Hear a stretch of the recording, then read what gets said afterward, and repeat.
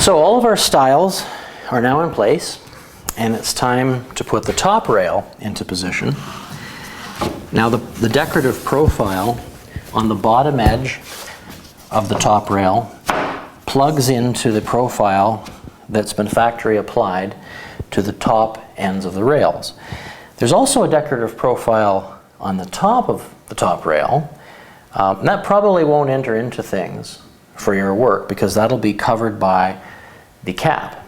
You could leave the wainscoting just the way it is. That's why the top rail is profiled, to give you that option. But I'm going to be showing you how to put the cap on to cover that up. Now, you set the rail in place and wiggle it around a bit to make sure the fit is tight.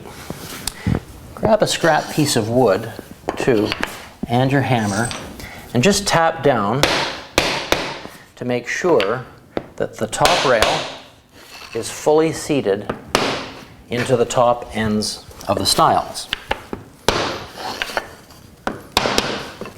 When you've done all that, you can shoot some nails into the wall, preferably aligned with the location of the studs that you determined earlier, and then we're ready to move on to the next step.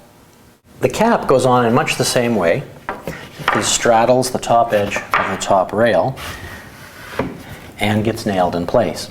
Now, one nice thing about the cap trim that's included in the Elite Trimworks wainscoting kits is that it's hardwood. It's not MDF like the rest of the wainscoting, and we go with the hardwood because it's more durable, and if any damage is going to occur, this is the place where it's going to happen.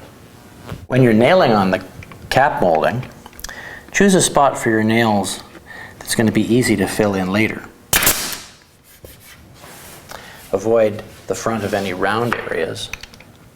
Try to get your nails into valleys and things where they won't be as noticeable.